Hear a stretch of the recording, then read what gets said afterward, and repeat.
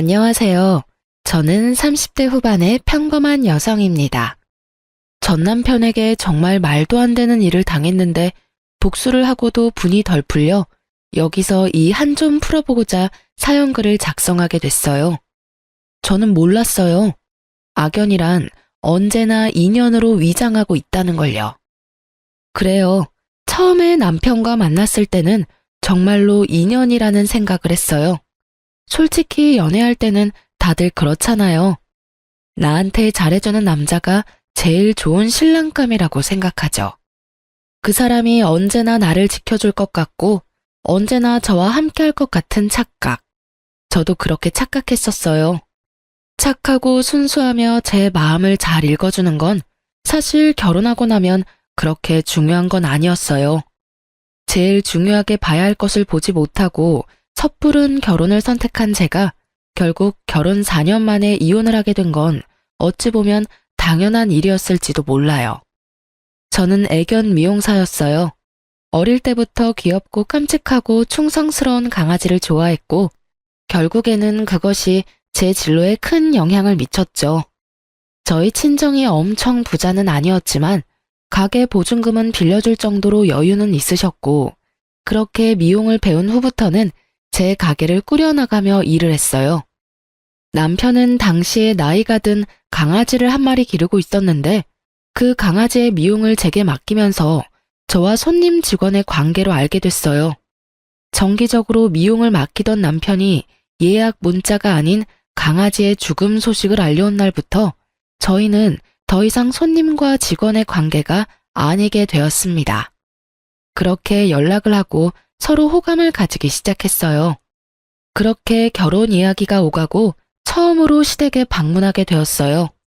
그런데 분위기가 상당히 묘했던 것이 아직도 기억에 남아요. 뭔가 꺼림칙하고 서먹하고 거리감 있는 느낌. 아무리 봐도 화목한 집안이라는 생각은 들지 않았거든요.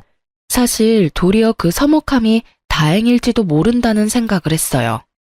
남편이 서먹할 정도면 결혼 후에도 시댁과 딱히 가깝게 지내거나 엄청 신경 써야 할 정도는 아니겠지. 난 그 정도 선만 유지하면 되겠지 하는 생각만 그때 했어요. 멍청하게도. 가족이 화목하지 못한 것에는 분명 이유가 있음에도 말이죠. 어쨌든 함께 인사를 갔는데도 부모님은 떨떠름한 느낌이었습니다. 시부모는 시골에서 밭일을 하는 사람이었는데 가진 거라고는 시골집 한 채뿐인 분들이셨어요. 밭도 다른 사람에게 빌려서 농사 짓고 있었고요. 정말 후다닥 인사만 하고 올라와야 했을 정도로 시부모님은 저희와 대화조차도 제대로 나누려 하지 않으셨어요.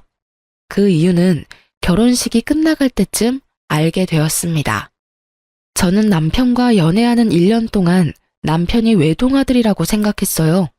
그런데 위로 형님이 하나 있었더군요. 더 웃긴 건 남편에게 형이 있다는 이야기를 결혼식에 온 남편 친척의 입으로 듣게 됐다는 거예요. 아유, 결혼 결정하기 힘들었을 텐데.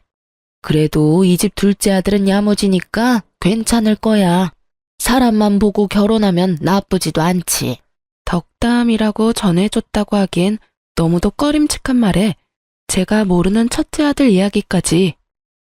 첫째 아들에게는 하자가 있다는 식으로 들리는 말에 저는 뭔가 이상하다고 생각했지만 그때는 이미 결혼식이 한창이었으니 자세히 생각할 시간도 없었어요. 시아주버님이든 누구든 어차피 시댁과 남편이 저렇게 소원한데 우리한테 영향을 미칠까? 그런 아니란 생각만 했죠. 그런데 그 시숙은 말 그대로 인간 쓰레기였어요. 그것도 활용 불가능하고 처치곤란인 쓰레기. 나름대로 저에게는 행복한 결혼식이 끝나가고 마지막으로 예식장 식대 계산하는 시간이 됐죠. 저는 부모님과 계산을 했는데 시댁에서 갑자기 부산스럽게 난리가 났더라고요. 뭐? 돈 가방이 왜 없어져? 축의금 잘 챙긴 거 맞아? 사촌동생이 어깨에 꼭 메고 다녔는데 순식간에 열린 상태로 안에 내용물이 다 사라졌어요. CCTV 돌려보니까 형이... 아이고, 그것이 또 어디서 소식을 기어듣고 나왔구나. 그 역병 같은 놈이 또 나왔어. 이를 어쩌냐? 그 돈이 없으면 지금 당장은 식대 낼 돈도 없어. 남편과 시부의 대화에 저는 못 본 척 할 수가 없어서 남편에게 슬쩍 다가가 말했어요. 무슨 일 있어? 자기야. 저기, 미안한데 우리 식대 좀 대신 내줄 수 없을까? 아버지가 본가에 모아놓은 돈이 조금 있으신데 나중에 시댁 갔다 와서 돌려줄게. 친척 중에 한 명이 다 가져간 것 같아. 미안하다며 이마를 연신 매만지던 남편의 모습에서 민망함과 곤란함이 묻어나왔기에 저는 일단 이 상황을 수습하기로 했어요. 게다가 시부가 식대를 돌려준다고 했으니 괜찮을 거라는 생각도 했거든요. 저는 친정아버지에게 부탁해 남은 축의금을 남편의 식대로 썼어요. 친정아버지는 기분이 좋지 않아 보였죠. 단순히 축의금의 절반을 당장 빌려줘서가 아니라 이렇게 경사스러운 날 딸이 시집 가는데 벌써부터 사돈댁에서 잡음이 터져나오니 불안한 마음이 더 컸던 것 같았어요. 그렇게 결혼식이 끝나고 저희는 공항으로 갔습니다. 시 끝나고 몇 시간의 여유를 두긴 했지만 당일 신혼여행을 가기로 했거든요. 그런데 비행기 탑승을 기다리던 그때 남편에게 전화가 한 통 왔습니다. 여보세요? 네, 아버지. 네. 뭐라고요? 집에 도둑이 들었다고요? 저는 순간 뭔가 잘못되어 가는 걸 느꼈어요. 짜증과 곤란이 뒤섞인 표정으로 전화를 끄는 남편은 제 눈을 피하며 한숨만 내쉬고 있었습니다. 아버님 댁에 도둑 들었대? 그게 아버지가 집에 모아두신 쌈짓돈을 다 털렸나 봐. 그래서 장인어른한테 드려야 할 돈을 아무래도 좀 늦게 갚아야 될 것 같은데. 그 이야기에 저도 많이 놀랐어요. 축의금을 도둑 맞은 것도 그렇고 본가까지 털린 걸 보니 뭔가 문제가 있다 싶었죠. 혹시 그 당신 형이라는 사람 말이야. 그렇게 이야기를 꺼내는데 남편 폰으로 문자가 하나 도착했어요. 남편이 그 문자를 읽더니 완전 빡친 얼굴로 폰을 바닥에 내동댕이 쳐버리는 거예요. 저는 너무 놀라 남편이 던진 폰을 줍기 위해 고개를 숙였는데 그때 남편이 보게 된 문자를 저도 보고 순간 멈칫했습니다. 야, 축의금 쏠쏠하더라. 역시 돈 장사는 결혼식이 최고지. 앞으로 몇 번 더 해줬으면 좋겠네. 참, 그리고 아버지한테 돈 잘 쓰겠다고 말씀드려. 그리고 발신인에는 형이라고 적혀 있었어요. 이 형이라는 사람이 이 모든 재앙의 주인공이라는 것을 알고 저는 너무 놀라 남편에게 물었어요. 이 사람이 다 가져간 거야? 이 형이라는 사람은 누군데? 설마 당신 진짜 형인 건 아니지? 진짜 형이야. 형이라는 사람이 동생 결혼식에서 이런 짓 해도 돼? 너무하잖아. 집안의 돈이란 돈은 다 쓸어갔네. 당신, 근데 나한테 왜 형 있다는 이야기 숨겼어? 만나서 좋은 사람이면 이야기했겠지만 옛날에도 지금에도 여전히 집에 돈만 생기면 어떻게 냄새 맡고 와서 다 끌어가는 사람이거든. 어릴 때 살던 집도 몇 번이나 털렸고 아버지 통장에 있던 적금도 다 깨서 가져가고 논이며 밭이며 팔아먹은 것도 엄청나거든. 집에 경조사 있으면 와서 가져가는 것도 그렇고 이번에 우리 결혼 때도 형님한테 알리지 못하도록 힘썼는데 어떻게 알고 왔는지. 그래서 결국에는 우리 부모님도 저렇게 힘들게 살고 계시고 형 때문에 나랑 부모님 사이도 서먹해졌고 아버지는 대기업 다니는 나한테 불똥 튈까봐 본가에도 자주 못 오게 하실 정도였거든. 남편의 입에서 나오는 형에 대한 인상은 제 생각보다 더 충격적이었습니다. 아니, 그런 걸 숨기면 어떡해. 게다가 이 문자는 또 뭐야? 이제 막 결혼하는 사람한테 결혼을 몇 번 더 하라고? 이게 제정신이야? 동생 축의금 몰래 가져가서 가족들 곤란하게 만든 것도 그래. 도대체 뭐 하는 사람이야? 진짜 너무하잖아. 그리고 당신도 그런 이야기가 있으면 나한테 이야기를 해줬어야지. 우리가 결혼할 사이인데 그걸 숨기면 어떡해. 그만해. 나도 알고 있어. 더 이상 이 이야기 그만하자. 그만할 분위기가 아니잖아. 이 상태로 신혼여행에는 어떻게 가? 아버지한테도 좀 이따가 돈 붙여주기로 했는데 어떻게 해? 저도 퍽 곤란한 상황이었어요. 제가 받은 돈은 패백 때 친척들에게 받은 돈과 친구들이 제 계좌로 따로 넣어준 축의금 말고는 없었거든요. 제가 일하며 모아놓았던 돈은 결혼식 자금과 우리가 살 신혼집의 전세금을 절반을 부담하는 바람에 정말로 남아있는 돈은 거의 없는 상태였죠. 근데 당신도 당신이지만 시아버지 시어머니도 그래. 집에 그런 문제가 있으면 나한테 말이라도 해줬어야지. 이건 뭐 아무것도 모르고 다 뺏긴 꼴이잖아. 그만하라고 했지. 그게 우리 부모님까지 나올 일이야? 형이 잘못하긴 했지만 부모님도 형도 내 가족이야. 내 앞에서 가족 욕하지 마.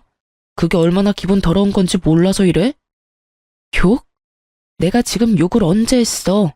그럼 넌 이게 맞다고 생각해? 내가 당신 가족 구성원도 제대로 모르고 결혼한 게 진짜 결혼하는 게 맞는 거냐고. 며느리가 되는데 그 집에 형이 있는 걸 결혼식이 돼서야 알아? 그건 상식적인 일이야? 그리고 당신이 감싸는 그 형이 우리 집에 피해를 안 줬으면 모르겠는데 지금 벌써 우리 집에 피해를 끼치고 있잖아. 당신이 감싸야 할 사람이 축의금 다 가져간 형인 거야?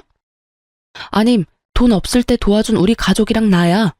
기분이 더러우면 어떡할까? 사과라도 해줘. 근데 그 사과 원하면 우리 집 돈부터 갚아.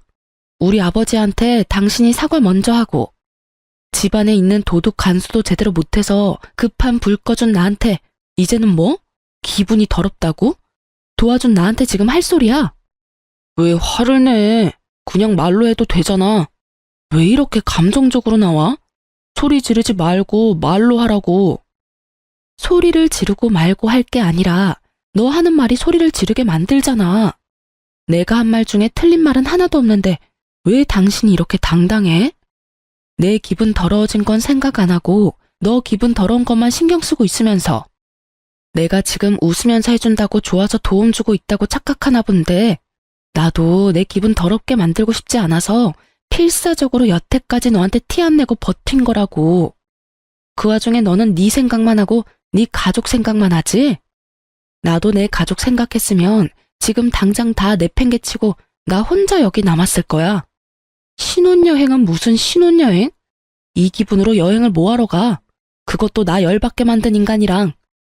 결국 열받아서 남편에게 한 소리 퍼부은 저는 온몸으로 기분 나쁜 티를 뿜어냈습니다. 참을 수 없었어요. 자기가 왜 나한테 기분이 더럽다고 말해요? 이 상황에서 진짜 기분이 더러워야 할 사람이 누군데? 저는 아버지께 가야 할 축의금의 절반까지 날아갔고 그 돈을 언제 받을 수 있을지 모른 상태가 되었으며 아주버님이라는 작자에게 결혼을 몇 번이나 더 하라는 문자까지 보고 완전 열이 받은 상태인데 게다가 남편 수중에 있는 돈이 한 푼도 없으니 더 문제였어요. 신혼여행에서 돌아오는 길에 양가 부모님 선물을 사오기로 했는데 이렇게 되면 양가 부모님 선물도 제 돈으로 사야 하는 상황이 됐잖아요. 단순히 돈이 들어서 화가 난 게 아니었어요. 이 행복한 신혼여행의 기분을 완전히 잡치게 돼서 짜증도 났는데 돈까지 내가 다 내서 무언가를 해야 한다는 상황이 더 열이 받은 거였죠. 노발대발하는 제 모습에 남편이 순간 흠칫하더군요. 결혼할 때까지는 저는 한 번도 화를 낸 적이 없었거든요. 아마 제가 화내는 모습을 처음 봤을 수도 있어요. 제가 화를 안 낸 이유는 단순했어요. 서로 다른 환경에서 자랐으니 저와 다른 면을 발견하더라도 상대방에게 그걸 고치라고 강요하지는 않았거든요. 근데 남편도 저한테 상식적인 선에서 대했고요. 그런데 이번은 그 상식에서 완전 벗어난 일이었잖아요. 피해는 저와 저희 집이 다 당했는데 자기 가족만 감싸고 도는 남편 놈을 보니 제가 결혼을 잘못했나는 착각까지 들 정도였으니까 말이죠. 그제서야 남편 놈은 눈을 동그랗게 뜨고는 주춤거리며 제게 말을 하더군요. 자기야, 내가 정말 미안해. 내가 잠깐 정신이 나갔나 봐. 그래, 당신은 충분히 화낼 수 있지. 나도 형 때문에 화나고 짜증나서 그랬어. 당신한테 화내야 할 일이 아닌데. 화 다 내고 사과하면 뭐가 달라져? 내가 기분 나쁜 건 너는 할 말 다 해서 속이 시원해졌고 사과 한마디면 끝나는데. 나는 속으로 더 열받고 있는데 수천 마디 말을 당신 사과 하나 때문에 못하게 된다는 점이야. 여기서 화를 내면 또 나만 나쁜 여자 되는 거니까. 사과를 할 거면 사과할 일을 좀 만들지 마. 생각해보면 단순하잖아. 아니면 좋게 말하고 끝날 일들이었고. 당신 가족이 저렇다는 건 이미 저렇게 됐으니 어쩔 수 없지만 그렇다고 당신까지 나를 이런 식으로 대하는 건 아니지. 미안해. 정말 미안해. 그 형이랑도 절대 연락 안 하고 살 거야. 당신한테 더 이상 피해주지 않도록 조심하면서 살게. 장인어른께 빌린 돈들도 최대한 내가 빨리 갚을게. 그러니까 화 풀어. 당연한 말을 내가 화를 내고서야 하는 남편을 보며 저는 한숨만 푹푹 내쉬었습니다. 신혼여행을 갔지만 순간순간마다 그 일들이 떠오르니 제대로 즐길 수가 없었어요. 저의 신혼여행은 그렇게 완전 엉망진창인 기분으로 끝내게 됐죠. 그 기간 내내 남편은 제 눈치를 보기에 바빴고요. 자기가 잘못한 건 알았는지 아니면 제가 생각보다 더 길게 화를 내는 게 신경 쓰였는지 뭐가 그 사람 진심인지 모르겠지만 더 이상 길게 화내봐야 일어난 일은 일어났고 제 기분은 더 나아질 리 없다는 생각에 남편에게 말했어요.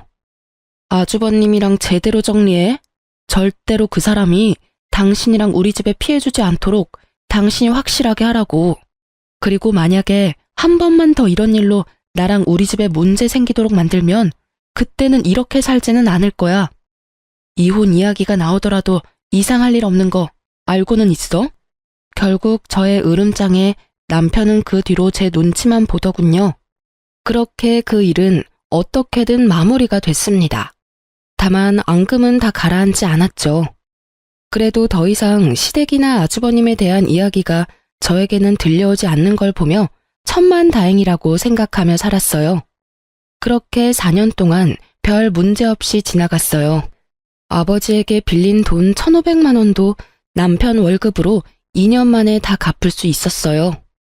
그리고 4년째 결혼기념일에 남편은 저를 굉장히 충격에 빠뜨리는 일을 저질렀습니다. 그날은 남편과 둘이서 좋은 시간을 보낼 생각으로 가득한 하루였어요. 저희가 애가 없다 보니 이번 기회를 잘 이용하면 아이가 생길 것 같아서 굉장히 즐거운 마음으로 스테이크를 굽고 스파게티와 디저트를 손수 준비했어요. 그리고 도어락 비밀번호 누르는 소리가 들리고 저는 부엌에서 쏜살같이 뛰어나가 남편을 맞이하려 했어요.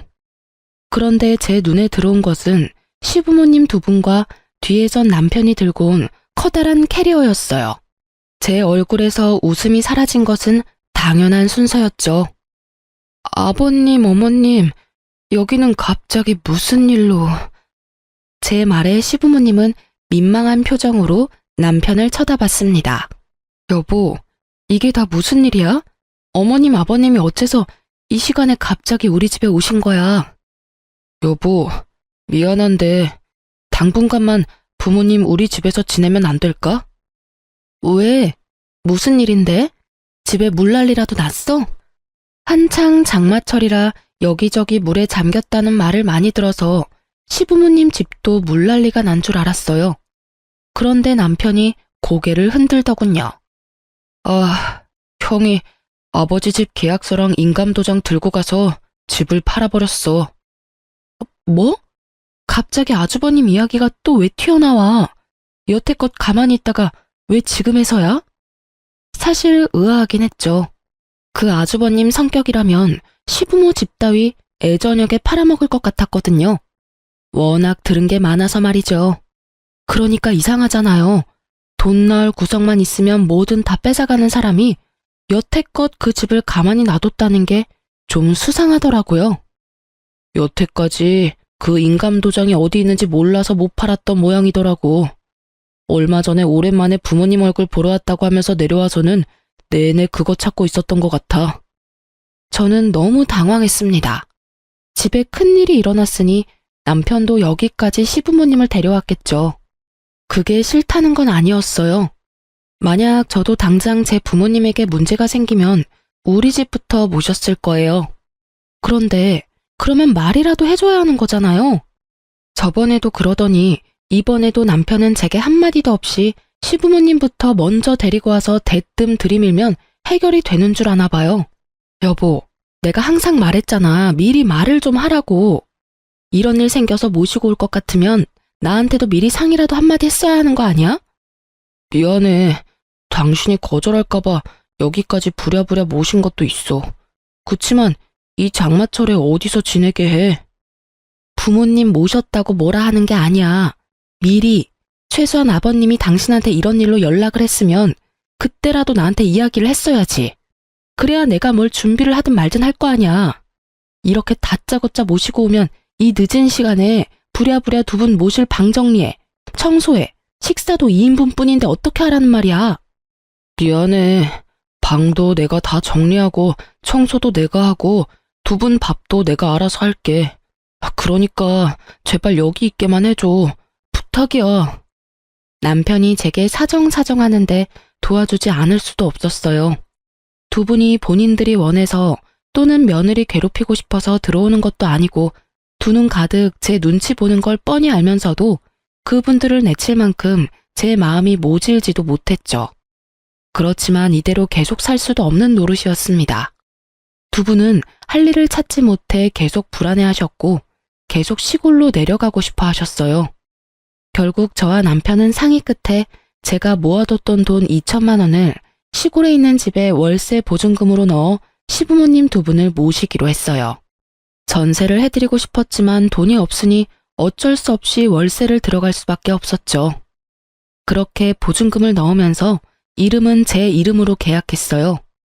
그 아주버님이 언제 또 이 재산을 노릴지 모르니 제 이름으로 해야만 했죠. 시부모님도 남편도 모두 동의한 사항이었어요. 그렇게 어떻게든 급한 불은 껐지만 저는 속으로는 내내 부글부글 끓었어요. 남편도 남편이지만 그 시숙의 존재 때문에요. 도대체 뭐하는 작자이길래 우리에게 이렇게 피해를 주나 싶었거든요. 어떻게든 한 번은 정리해야 할 문제라는 생각이 들었죠. 아니, 평생 동안 모은 돈을 갈취당하면서 살 수는 없는 노릇이잖아요. 그래서 결국은 각오를 다지고 아주버님의 뒤를 캐기로 했어요. 흥신소라는 게 보통은 불륜을 잡는 곳인데 저는 가족의 뒤를 캐려니 약간 기분이 이상했어요. 그래도 이대로라면 우리가 피해를 고스란히 입겠다 싶어서 어디서 뭘 하는 사람인지 주소와 전화번호를 알고 싶다고 했어요. 흥신소 직원이 남편은 전화나 주소 같은 건 모르냐고 묻길래 남편도 연락을 끊어서 모른다고 말했거든요. 그런데 얼마 뒤 흥신소 직원이 제게 아주버님 조사한 서류를 주더라고요. 진짜로 남편이 모르는 거 맞나요? 저희가 뒤를 캐보니 전혀 다른 내용이던데 한번 확인해 보시죠. 그게 무슨 말이에요? 남편도 시숙이랑 연락 끊은 지 오래돼서 모른다고 하던데.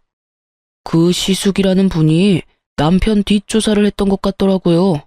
그래서 저희도 조사하면서 알게 된 사실인데 두 사람이 뭔가 거래를 한 것 같던데.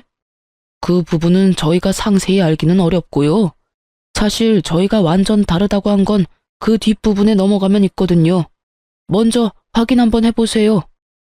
흥신소 직원의 말에 저는 서류를 한 장 한 장 넘기다가 너무 놀라 뒷목을 잡을 뻔했어요.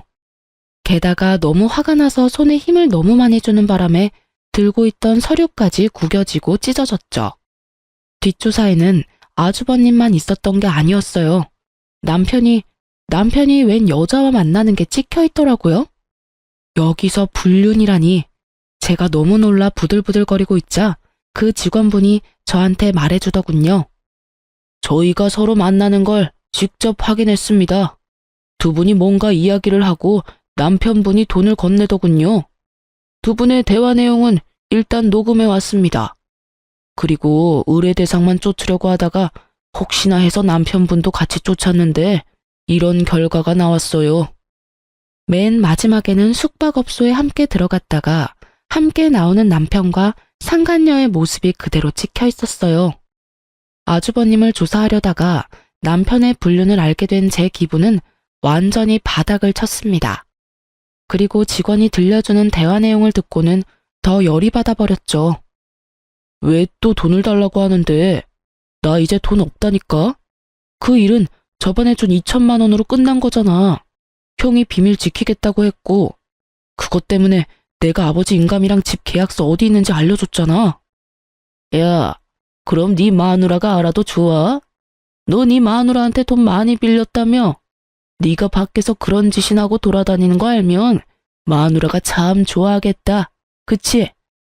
돈 주기 싫으면 말어. 내가 직접 네 마누라한테 가서 네가 어떤 여자랑 어디서 뭘 하는지 가르쳐 줄 테니까. 이 대화를 들으니 단번에 알겠더군요. 시숙은 남편이 바람 피운 장면을 목격했던 거예요. 그리고 그걸 비밀로 해주는 조건으로 남편을 꼬드겨 인감도장을 찾아 집까지 팔 수 있게 됐고요. 이 모든 게 남편 놈의 불륜 때문에 벌어진 일이라는 것도 일목요연한 일이었습니다. 그래놓고 모든 걸 자기 형 책임으로 몰아가다니. 애초에 남편이 불륜을 저지르지 않았다면 그 형이 그걸 빌미로 시부집을 팔 일도 없었을 테고 제가 보증금을 마련해야 할 일도 없었을 테죠. 저는 너무 열받아서 추가로 남편과 상간녀에 대해 조사를 부탁했습니다. 그리고 혹시라도 남편에게 숨겨진 재산이 있는지도 확인했어요. 저는 그날 저녁 늦게 집에 들어갔습니다. 남편과 마주치면 바로 욕이 튀어나올 것 같아서 남편에게 먼저 자라고 문자한 뒤에 12시가 다 돼서 집으로 들어갔어요. 그리고 잠자고 있는 남편의 휴대폰을 들고 와 본인 인증을 했는데 토지와 아파트가 있더라고요. 저와 사는 집 하나만 공동 명의로 뜰 줄 알았는데 논밭도 있었고 아파트도 한 채 더 있더군요. 그 땅들이 시골에 있던 시부모님 살던 지역이더라고요. 아무리 봐도 시부모님이 남편에게 시숙 몰래 넘겨주신 재산 같았어요. 그걸 보는데도 완전 어이가 없었어요. 돈이 있는데도 저한테 모든 걸 다 떠맡기고 돈을 내도록 만들었잖아요. 불륜만 해도 여기를 다 엎어버려도 모자랄 정도인데 재산까지 숨기고 제 돈과 친정 돈을 펑펑 쓰도록 만들었다니 저는 정말로 이 남자를 죽이고 싶은 마음이 머리 끝까지 들었습니다.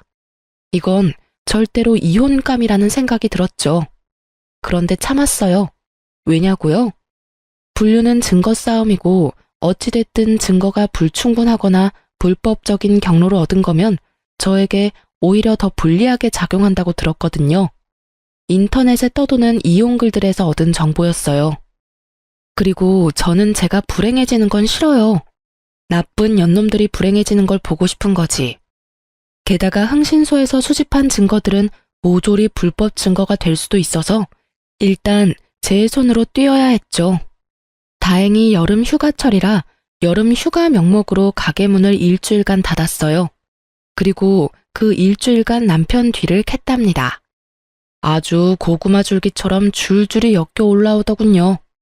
숙박업소에 함께 들어가는 사진과 함께 나오는 사진, 그리고 두 사람이 팔짱 끼고 애정 표현하는 사진까지 모조리 제가 직접 쫓아다니며 살심을 숨기고 찍은 사진들이었습니다. 그리고 남편 자는 동안 남편 지문으로 폰 열어서 그 여자랑 나눈 증거 대화들 모두 사진 찍어놨어요. 그리고 마지막 증거는 저 혼자가 아닌 시부모님과 함께 하게 됐습니다. 바로 남편이 그 상간녀와 숙박업소에 들어갈 때 시부모님을 불렀어요. 저는 시부모님에게는 남편이 할 이야기가 있다는 말로 이쪽으로 오시도록 만들었습니다. 몇 호에 들어갔는지 확인한 저는 그 방문 앞에서 동영상을 찍기 시작했습니다. 문 앞에 바짝 대고 있어서 그런지 녹음이 그래도 됐더군요. 두 분 부모님이 왜 이런 곳으로 불렀냐며 눈살을 찌푸리는데 저는 잠시만 계셔달라고 했어요. 남편이 여기서 곧 나올 거라고요.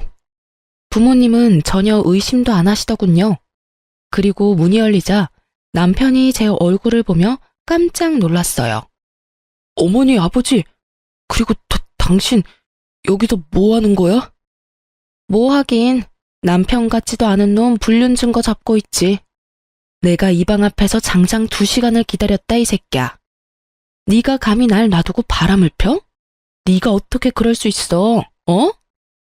남편에게 소리 지르자 남편 뒤를 따르던 여자가 놀라서는 다시 방으로 들어가서 문을 걸어 잠그더군요. 저는 그 방 안에 소리쳤어요. 나올 때까지 나도 안 가. 지금 당장 모면하려고 해도 어차피 나올 구멍은 여기뿐이거든. 앞에서 기다릴 테니까 얼굴이나 한번 보자. 그때 남편이 제 손을 확 잡더군요. 그만해. 여기서 뭐 하는 거야? 할 말 있으면 나한테 해. 더러우니까 손 떼. 너한테 할 말이 없을 리가 있겠냐? 더러운 놈. 어디서 나한테 이래라 말아야. 하긴 상간녀보다 네가 더 더러운 놈이지. 우리 부모님은 왜 모셔왔어?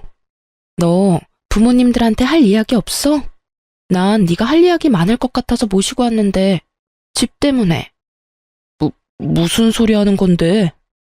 저는 시침이 떼는 남편과 아무것도 모르는 시부모에게 흥신소에서 받아온 녹음본을 들려줬어요. 그걸 듣는 동안 남편놈 얼굴은 새파래지고 시부모 얼굴은 벌겋게 달아올랐습니다. 이 인간 말종 같은 놈아, 네가 그걸 네 형한테 알려준겨? 아이고, 세상에 믿을 놈 하나 없다더니 어떻게 네가 그런 짓을 해? 이놈아, 너 그러면 내가 준 논밭이랑 아파트는 어쨌냐? 너 설마 그것까지 팔아먹었어? 아니에요. 그건 아직 있어요. 제 명의는 아니지만. 네 명의가 아니면 누구 명의로 되어 있는데? 남편이 망설이자 시모가 저를 쳐다보며 말하더군요. 설마 며느리 앞으로 했니? 맹세코 제 앞에는 아무것도 없어요. 지금 사는 아파트도 공동명의고 두 분 보증금도 겨우 모은 제 전 재산이거든요.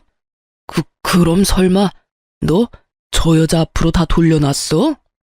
그 말에 남편놈이 말을 하지 않고 고개만 돌리자 시부모가 그 자리에서 털썩 주저앉았어요.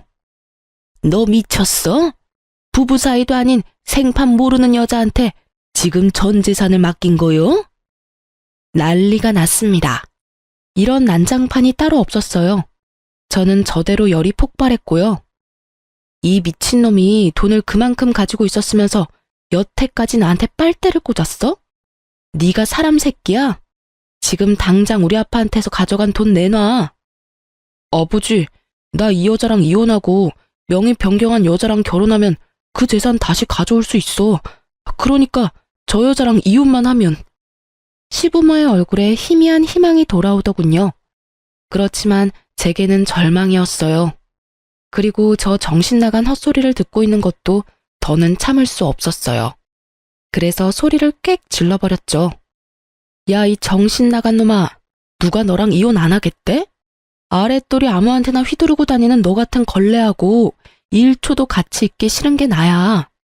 이혼을 이야기해도 내가 이야기해야지. 더러운 새끼. 네가 뭔데 나한테 이혼하자고 난리야? 그래 해. 이혼. 근데 네가 가져간 돈은 다 내놓고 꺼져야지. 우리 아버지한테 빌려간 돈, 내가 내준 보증금, 위자료까지 싹 다 내놔. 돈 없어. 당신한테 주고 싶어도 이미 내 재산 다 넘어갔다고. 가져가고 싶으면 당신 맘대로 해. 난 없어. 실실 웃으며 돈 없다는 남편놈 보니 뒷목 잡고 넘어갈 것 같았어요. 저는 남편놈에게 소리쳤죠. 그래? 그럼 법적으로 해. 당신한테 소송 걸 테니까 아주 잘해봐. 저는 남편을 째려보며 이곳에 오기 전 상담차 들렀던 이혼 전문 변호사 사무실로 전화했습니다. 네, 이혼하려고 하는데 이 인간이 자기 재산을 상간녀 앞으로 다 돌렸다네요. 지금 있는 재산은 저랑 공동 명의로 가지고 있던 아파트인데 그거 처분 못하도록 할 수 있나요? 네, 그럼 그렇게 해주세요. 뭐 한 거야, 당신? 신혼집 공동 명의, 명의자 바꿀까봐 못하도록 법원에 신청했어. 이거라도 있어야 너한테 뜯긴 내 돈이랑 위자료라도 건지겠지. 짐 다 싸서 내놨으니까 알아서 찾아가. 그리고 난 절대로 너희 둘 용서 안 해. 그렇게 말하고 돌아서던 저는 방 안에서 모든 걸 듣고 있을 상간녀에게 말했습니다. 상간녀야, 너 직업 좋더라? 내가 곧 그 직업 잘리도록 만들어줄게. 저는 그렇게 말하고 집으로 돌아왔어요. 큰 소리는 쳤는데 진짜 딱 죽고 싶었어요. 너무 비참하고 열받아서요. 왜 나한테 이런 일이 일어나나 싶고 세상 불행은 왜 저에게만 오나 싶었거든요. 그렇게 저는 남편과 상간녀에게 소송을 진행했어요. 아이러니하게도 상간녀 직업은 공무원이었거든요. 뒷조사 해주시던 분들이 여기 오기 직전에 알려줘서 상간녀에게 그렇게 큰 소리 쳤던 거고요. 공무원은 품위 유지를 위반하면 징계를 받잖아요. 그래서 불륜징계 처분을 받을 수 있도록 변호사와 이야기했어요. 그걸 이용해서 완전히 발 디디고 설 곳 없도록 만들기로 했어요. 남의 것을 빼앗을 때는 본인도 뺏길 수 있다고 생각하는 게 당연한 거 아닌가요? 그렇게 저는 남편과 이혼에 성공했어요. 공동명의였던 집도 온전히 제 명의로 바뀌었어요. 남편에게서 받을 재산이 그것뿐이라 위자료와 시부 보증금으로 받아야 할 돈들을 그걸로 가져온 거였어요. 그리고 시골에 얻어준 시댁 보증금은 빼버리려 했더니 계약 기간이 안 돼서 세입자를 새로 구해줘야 빼준다고 하더라고요. 그렇게 저희 신혼집은 제 명의가 됐어요.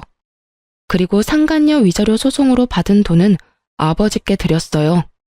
아버지는 남편놈 행동에 열이 뻗치셔서는 욕을 어찌나 하시는지 그거 달래느라 힘들었어요. 너 이대로 있을 거야? 그 망할 놈 좋은 일만 시키고 말이지. 결혼식 식대 내달라고 왔을 때부터 나는 꺼림칙했어. 천벌을 받을 놈 같으니라고. 감히 내 딸한테 이딴 짓을 저질러? 아빠, 걱정 마세요. 저도 절대로 이렇게는 못 끝내죠. 근데 쓰레기를 내 손으로 버리면 내 손이 더러워지잖아요. 이럴 때는 쓰레기로 쓰레기 처리하도록 만드는 법이 제일 좋아요. 제가 좋은 쓰레기를 하나 알거든요. 저는 아버지에게 그렇게 이야기하고 전 남편의 형에게 전화를 걸었습니다. 네, 안녕하세요. 저 당신 동생 와이프예요. 얼마 전에 이혼했거든요. 나한테 돈 달라고 전화한 거면 번지수 잘못 짚었어요. 나 돈 없거든. 그리고 동생이랑 남남이면 나랑도 남남인데 뭔 일로 전화를 했어요? 별일 아닌 거면 끊습니다. 급하시네요. 좋은 거 알려드리려고 전화했는데. 당신 남동생한테 재산이 얼마나 있는지 모르죠? 걔는 벌써 내가 다 털어서 얼마 전에 연락했는데 개털이던데. 그럴 리가 있겠어요? 제가 문자로 땅 아파트 한 채 주소 어딘지 보내드릴게요. 그거 당신 동생이 가지고 있던 재산이었거든요. 당신 부모님이 당신한테서 지키려고 동생 명의로 바꿔놓은 거예요. 그리고는 당신한테 들킬까봐 시댁에도 자주 못 오게 하고. 알고 계셨어요? 뭐? 그런 게 있었다고? 이야, 요거 간땡이가 부었네. 아, 근데 그거 명의 얼마 전에 바뀌었어요. 당신 동생이 만나던 여자 이름으로요. 뭐? 그쪽으로 바뀌면 어떻게 하기 힘든데? 괜찮아요. 두 사람 곧 재혼할 것 같은데 형님이 제주껏 재능 발휘하시면 될 것 같네요. 제가 굳이 손대고 싶은 마음은 없거든요. 아, 부부가 되면 가져오기 쉽지. 가서 한 판 휩쓸어주면 냅다 던져주거든. 근데 이렇게 알려주는 이유가 뭐요? 뭐긴요. 저를 이렇게 괴롭혔으니까 그 사람들도 괴로워봐야 하지 않겠어요? 그 녀석도 무서운 사람 건드렸네. 대신 부탁 하나 있어요. 재산 다 뺏고 나면 전화해서 그 사람들 어땠는지 이야기 좀 해주세요. 그러고는 전화를 뚝 끊었어요. 저는 앞으로 벌어질 일들을 기다리고 있었어요. 쓰레기 형님이 쓰레기 동생을 어떻게 처리하나 하고요. 그리고 며칠 뒤에 전화가 왔더군요. 이야기를 들어보니 아주 웃겼어요. 전 남편 놈은 자기들의 보금자리까지 찾아온 형에게 놀라 한바탕 뒤집어졌다고 해요.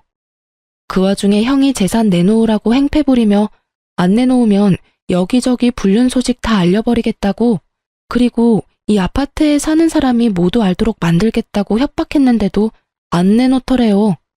그래서 그 형님이 어쨌다는 줄 아세요? 상간녀 부모한테 가서 무슨 자식을 그따위로 키웠냐고 불륜이나 해서 남의 가정 깨고 남의 재산 다 가져간 파렴치한으로 만들어버리는 바람에 결국 상간녀 부모 쓰러져서 몸져 누웠다고 하더군요. 그리고 그 이야기 듣고 뛰쳐온 상간녀가 결국에는 전 남편에게 받았던 재산 싹 다 돌려줬다고 했답니다. 하긴 그렇게 애지중지 키운 딸년이 유부남이랑 붙어먹으며 불륜이나 저질렀다는 걸 알면 얼마나 충격받았겠어요. 이렇게 화려하게 제 복수를 대신해주니 분노와 화로 가득했던 가슴속을 시원하게 덜어낼 수 있었어요. 그런데 그러고 며칠쯤 지났을까요? 상간녀에게 연락이 왔더라고요. 사실 저는 전 남편과 만나기 싫어서 제 명의가 된 집도 팔려고 내놨고 애견 미용실도 다른 곳으로 이전하려고 생각 중이었거든요. 그놈 얼굴 보기 싫어서 그랬는데 뜬금없이 상간녀가 연락 오니 좀 의아했죠. 안 만나고 싶었지만 마지막이라는 생각으로 한번 만나주기로 하고 나갔어요. 약속을 하고 만난 곳에는 상간녀와 전 남편이 같이 있었어요. 두 사람이 왜 날 불렀나 싶었지만 제가 쫄릴 게 뭐가 있겠어요? 잘못한 건 두 사람인데. 그래서 당당하게 그 앞에 앉아서 물었죠. 왜 보자고 하셨어요? 꼭 이렇게까지 했어야 해요? 상간녀 표정이 그 전과는 다르게 아주 시달려서 눈밑이 시커멓게 기미가 꽉 꼈더군요. 마치 상간녀의 앞날처럼 말이죠. 저는 싱긋 웃으며 정말 아무것도 모른다는 것처럼 물었죠. 뭘요? 아주버님요. 아, 그분요? 그분이 왜요? 저희 주소랑 이 사람 재산 있는 거 알려준 게 당신이라면서요. 그 사람이 저희한테 다 말해줬어요. 혹시 우리 부모님 찾아가라고 한 것도 당신이 한 짓이에요? 어이가 없네. 이젠 뭐든 다 내 탓이야? 네가 뭔데 나한테 그딴 소리 하는데. 그래서 나한테 책임이라도 씌우고 싶어서 그래? 내가 알려줄까? 너희 집 주소 그리고 저기 찌그러져 있는 저 새끼가 가지고 있던 재산 내가 다 알려줬어, 그 형님한테. 그런데 난 알려준 것뿐이야. 세부적인 일은 그분이 혼자서 다 하셨지. 내가 왜 그런 일을 해? 미안한데 쓰레기 치우는데 내 손을 쓰는 건 너무 더럽잖아. 그것도 하나가 아니라 둘이나 되는데. 그래서 사고 치는 거 좋아하는 사람한테 정보 하나 준 것뿐이야. 그렇다고 내가 뭘 해달라고 요구한 적 없어. 녹음한 거 있는데 들어볼래? 진짜로 당신이 시킨 게 아니라고요? 내가 말 안 했어도 언젠가는 당신들 찾아갔을걸? 거기 짜져있는 아저씨가 대답해봐요. 맞죠? 당신 형님 그러고도 충분히 남을 사람이잖아. 결혼식 전까지 한 번도 그 존재에 대해 들어본 적 없는 형님이 우리 결혼식에 와서 시댁 축의금 홀라당 훔쳐서 도망가서 결국에는 우리 친정아버지가 그 돈 내도록 만들었죠.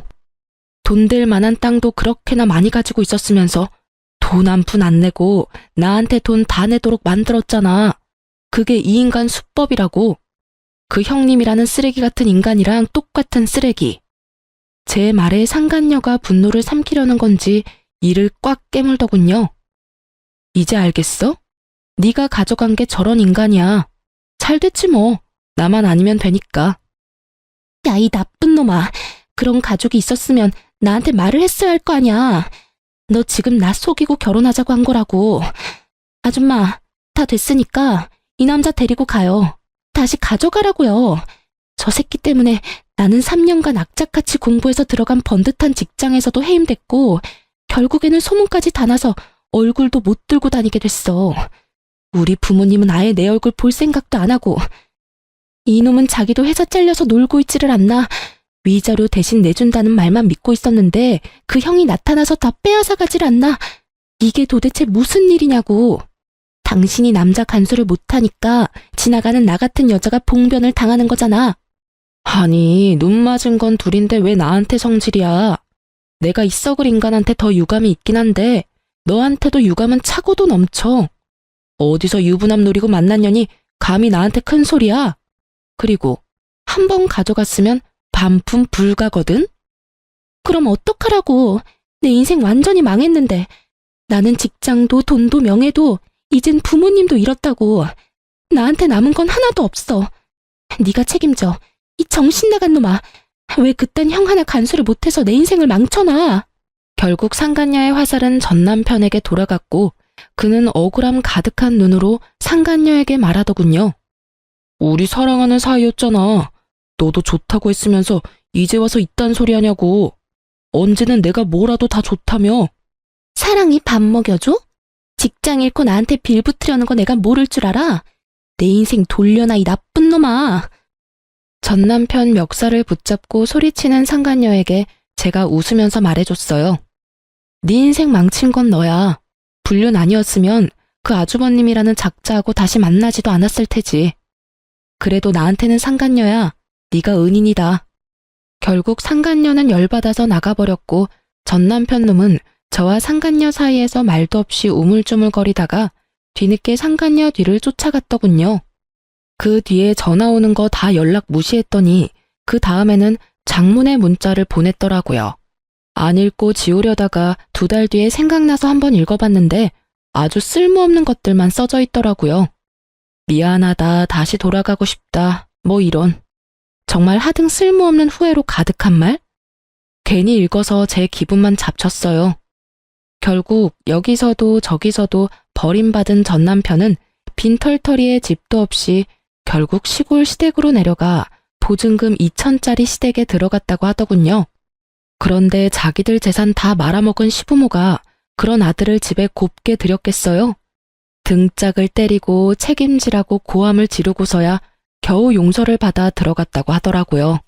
그 작은 집을 어떻게든 아주버님 손에서 지키려고 전전긍긍하며 살고 있다는 이야기를 듣고 한바탕 웃었네요. 이래서 쓰레기는 쓰레기로 처리하는 게 깔끔한 것 같아요. 나쁜 짓 하고 시골까지 쫓겨나갔으니 반성은 좀 했을까 모르겠네요. 인생 통틀어 최악의 쓰레기를 천벌받게 만든 제 사연. 여러분은 어떻게 생각하실까 모르겠네요. 지금까지 제 사연 들어주셔서 감사합니다. 좋은 하루 되세요.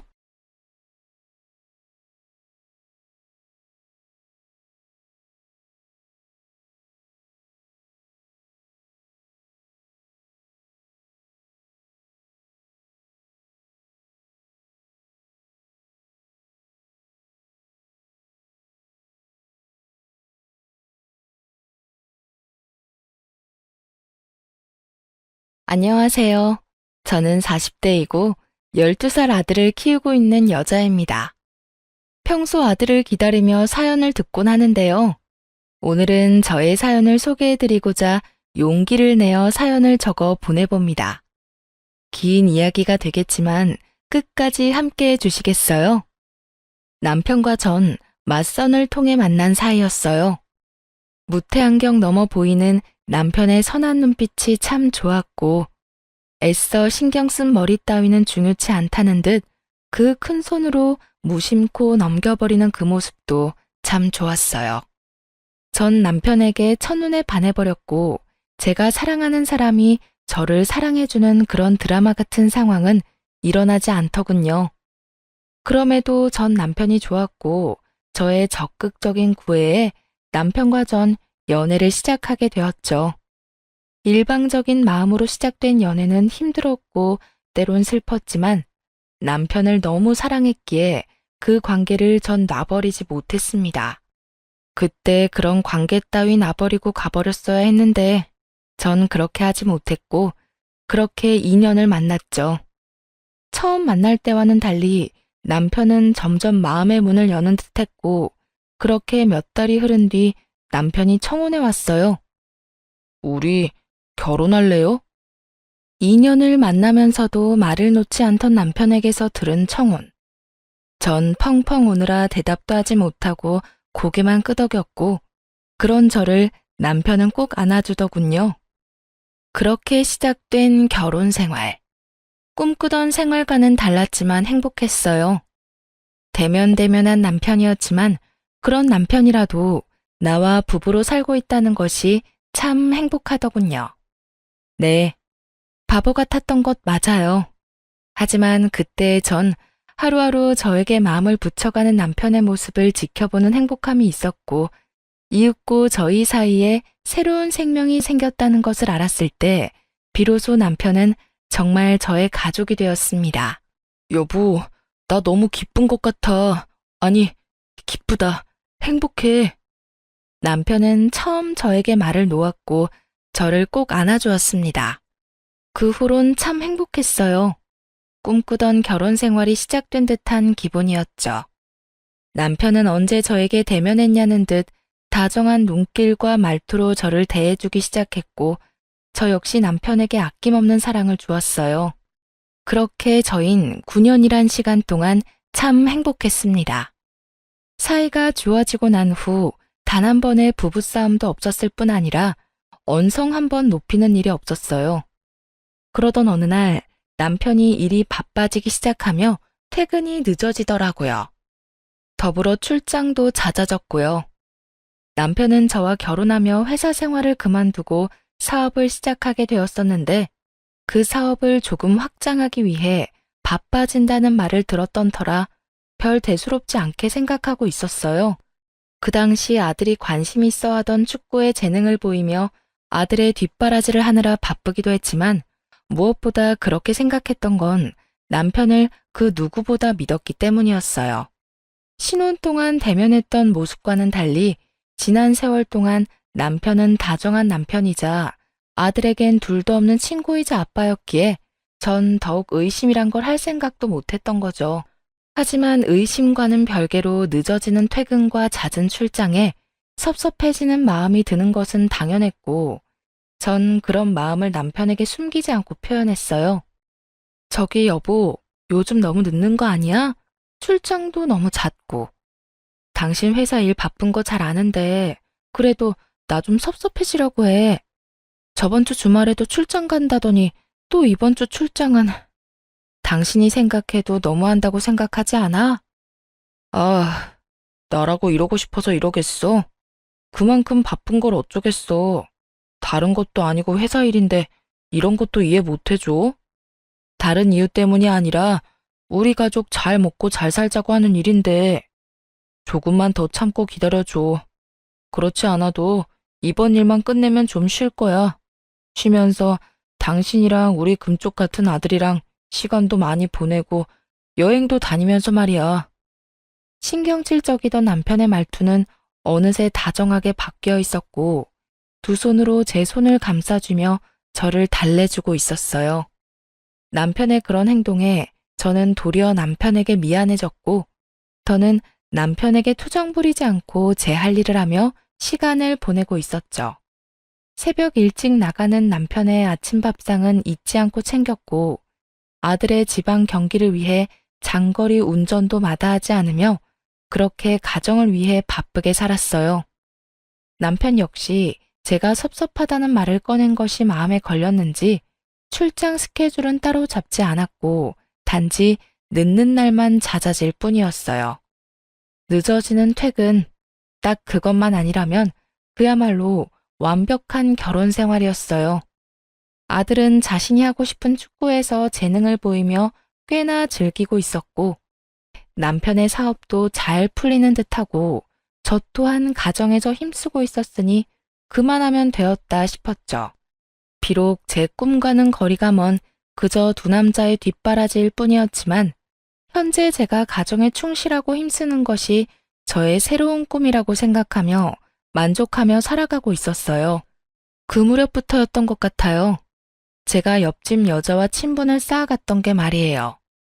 전 당시 5살 된 딸아이를 키우고 있는 옆집 여자와 꽤 친하게 지냈는데 가깝게 지내다 보니 자연스럽게 그 집의 사정까지 알게 되었어요. 언니, 나 사실은 미혼모다? 응? 미혼모? 그러면 애 아빠는 네가 애 낳았다는 사실을 모르는 거야? 응. 헤어지고 난 뒤에 나도 임신했다는 사실을 알게 됐어. 지울까 고민도 했었는데 도저히 지울 수가 없더라고.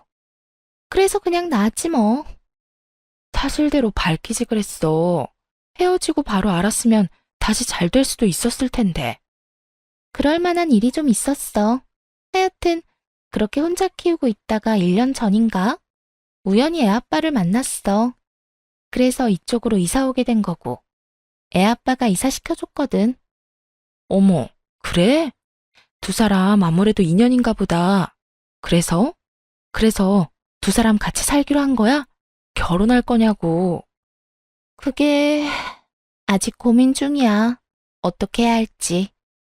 고민할 게 뭐가 있어? 애도 있는데. 애 생각해서 좋게 생각해. 애 아빠가 합칠 마음이 있어 보이거든. 그냥 확 잡아버리란 말이야. 전 옆집 여자를 목에 핏대까지 세우며 응원했고 그 응원이 얼마나 웃기고도 말도 안 되는 응원이었는지 그땐 알지 못했죠. 그렇게 사정을 알고 난 후 전 옆집 여자와 더욱 가까워졌고 어느 날엔가 친정에서 대게를 보여줬는데 너무 많이 보내줬다며 집으로 초대하더라고요. 걔라면 자다가도 벌떡 일어나는 남편과 아들이 떠오르며 전 알겠다고 했고 주말이라 늘어지게 휴식을 취하고 있는 남편에게 물었어요. 여보, 옆집에서 대게 먹으러 오라는데 당신 갈 거지? 뭐? 옆집에서? 친정에서 대게를 보내줬는데 너무 많이 보내줬다고 오늘 저녁에 집으로 오라고 하더라고. 당신 걔 좋아하잖아. 이참에 인사도 할 겸 같이 가자. 전 남편의 팔을 잡아 끌었고 남편은 그런 저의 손길을 살짝 뿌리치며 피곤한 얼굴을 지어 보이더라고요. 에이, 나 피곤해. 그리고 그런 자리 나 불편해하는 거 알잖아. 난 그냥 집에서 좀 잘 테니까 나 말고 대기라면 환장하는 아들만 데리고 다녀와. 그래? 하긴 당신 요즘 많이 바쁘긴 했어. 그러면 알아서 좀 챙겨 먹어. 알겠지? 내 걱정은 말고 다녀와. 그렇게 남편만 두고 아들과 함께 찾은 옆집엔 식탁 한가득 대게가 올려져 있었고 남편을 닮아 개를 좋아하는 아들과 애아빠를 닮아 개라면 사족을 못 쓴다는 옆집 딸은 먹는 사람조차 군침이 돌게 맛있게 먹어주었어요. 만족스러운 식사가 끝나고 아이들은 아이들끼리, 어른은 어른끼리 시간을 내고 있었죠. 대화가 잘 통하던 탓에 시간은 속절없이 흐르고 있었고 어느새 시계바늘이 9시를 향하고 있다는 것을 깨달은 전 황급히 집으로 돌아가기 위해 아들을 불렀어요. 제 목소리가 작진 않았을 텐데 무슨 일인지 아들은 대답조차 없었고 저와 옆집 여자는 아이들이 놀고 있는 방으로 향했죠. 방에 가까워질수록 다투는 소리가 들린다 싶더니 아니나 다를까 두 아이는 다투고 있었어요. 너희 뭐해? 왜 싸우고 있어? 저의 물음에 아들은 이렇게 말하더군요. 엄마, 이거 우리 아빠 손수건이잖아. 우리 아빠 손수건이 여기에 있어서 내가 가져가서 아빠 주려고 했는데 얘가 계속 자기 아빠 거라고 못 가져가게 하잖아. 이렇게 말한 아들은 손수건을 더욱 꽉 쥐었고 전 그 손수건이 왜 여기에 있어? 라고 말하며 아들의 손에서 손수건을 뺏으려는 순간 설마 남편의 손수건일까 했던 제 생각은 순식간에 바뀌었어요. 아들이 쥐고 있는 손수건은 남편의 손수건과 똑같더군요. 그 손수건, 아들이 용돈을 모아 남편의 생일 선물로 준 것이었던 터라 모양을 정확히 기억하고 있었거든요. 뭐 널리고 널린 손수건 중 똑같은 것이 있을 수도 있긴 하지만 남편의 손수건은 아들이 시댁인 시골에 내려갔을 때 5일장이 열린 장터에서 산 촌스러운 손수건이었던 터라 그 상황이 의아했어요. 백화점도 아닌 그렇다고 마트도 아닌 시골 장터 5일장에서 산 촌스러운 손수건을 두고 싸우는 상황이라니. 솔직히 속으로 많이 당황스러웠지만 옆집 아이와 아들의 싸움을 멈추는 게 우선이었기에 아들에게 애써 상황을 잘 설명해 주었죠. 아들, 이건 아빠 손수건이랑 똑같긴 한데 아빠 손수건은 아니야. 여기 동생 아빠 손수건이라고 하잖아. 그러니까 아빠랑 아저씨랑 손수건이 똑같은 그런 상황인 거지. 우리 아들이 충분히 헷갈릴 수 있는 상황이었고 이젠 아니란 걸 알았으니 어떻게 해야 할까? 저의 설득에 아들은 손수건은 동생에게 건네주었고 저흰 집으로 돌아왔어요. 집으로 돌아온 저는 방금 일어났던 상황을 남편에게 말해주었죠. 여보, 방금 옆집에서 뭘 봤는 줄 알아? 뭔데? 당신 손수건. 왜 있잖아. 우리 아들이 당신 생일이라고 용돈 모아서 사줬던 그 촌스러운 손수건. 그 손수건이랑 똑같은 손수건이 옆집에 있지 뭐야? 우연이라고 해야 할지 인연이라고 해야 할지 그 촌스러운 손수건 구하려고 해도 구하기도 힘든 손수건을 어디서 구했는지. 그러게 신기한 일이네. 그거 오일장에서 산 거 아니야? 여기에도 팔아? 비슷한 게 있을 리가 없는데. 신기하네. 그러니까 완전 똑같더라니까. 나도 순간 당황했지 뭐야. 그렇게 손수건 사건은 기억 속에서 사라지고 있었어요. 그날 이후 전 늘 그렇듯 수득 없이 바쁨의 연속이었고, 그날 역시 축구 교실에 아들을 데려다 준 후 그 근처에서 잠시 볼일을 보고 있었어요. 주어진 시간이 여유롭지 않았던 터라 급하게 볼일을 보고 있는데 축구 선생님께 전화가 오더라고요. 아들이 발목을 삐끗한 것 같은데 빨리 병원에 가봐야 할 것 같다고요. 급하게 아이를 데리고 병원에 갔고 오른쪽 발에 깁스하고 병원을 나올 수 있었어요. 엄마, 아빠 보고 싶어. 전화해서 빨리 오라고 하면 안 돼? 이런 말을 하는 아들이 아닌데 아파서 서러운 것인지 놀라서인지는 모르겠으나 아빠가 당장 보고 싶다고 하더라고요. 그래서 전 알겠다고 하며 남편에게 전화를 걸었고 남편은 전화를 받지 않더군요. 아들은 입술까지 삐죽이며 섭섭함을 표현했고 전 그런 아들을 달래며 집으로 향했어요. 그렇게 저흰 집에 도착했고 주차장에서 내려 엘리베이터를 타려는 순간이었어요. 닫혀가던 엘리베이터가 저희로 인해 다시 열리고 거기엔 남편이 서 있는 것이 아니겠어요? 아들은 한 발로 폴짝폴짝 뛰며 기뻐했고 남편은 그런 아들을 보며 당황한 기색이 역력하더군요. 저 역시 당황스럽기는 매한가지였어요. 여보, 이 시간에 웬일이야? 전화는 받지도 않더니. 전화했었어? 몰랐네. 피곤해서 일찍 들어왔어. 그런데 애 발은 왜 이래? 다쳤어? 남편은 아들의 발을 보며 물어왔고 전 이유를 설명해주며 대화를 나누고 있을 때였어요. 엘리베이터는 어느새 저희가 사는 층에 도착해 있었고 문이 서서히 열리고 있었죠. 그 순간 저희의 정면에 보이는 옆집 여자아이가 뛰쳐나와 남편에게 와락 안기는 아주 황당한 상황이 눈앞에 펼쳐졌어요. 아빠, 상황보다 더 황당한 말과 함께요. 어느새 남편의 바짓가랑이를 움켜쥔 아이는 남편의 다리에 얼굴을 비비며 애교를 부리고 있었고 그런 상황이 납득이 될 리 없는 아들이 아이를 밀치며 고함을 질러댔어요. 우리 아빠야. 우리 아빠라고. 너 저리 비켜. 정말 정신이 하나도 없더라고요. 화가 나 씩씩거리는 아들, 그런 아들에게 밀쳐져 울음을 터뜨려버린 옆집 아이, 그리고 그 두 사람과 함께 저의 눈치까지 살피는 남편. 전 아무 말도 행동도 하지 못하고 있었고 눈치를 살피던 남편이 옆집 딸을 안아 올리더군요. 옆집 딸을 안은 남편은 문 앞에서 굳어버린 옆집 여자에게 딸을 건네주며 이렇게 말했어요. 아빠를 기다리고 있었나 보네요. 우리 아들 때문에 많이 놀란 것 같은데 잘 달래주세요. 아들 일은 죄송합니다. 고의는 아니었어요. 사과까지 마친 남편은 여전히 씩씩거리는 아들과 저를 데리고 집으로 들어와 버렸고 남편의 손에 의해 집으로 들어오던 저는 보고야 말았어요.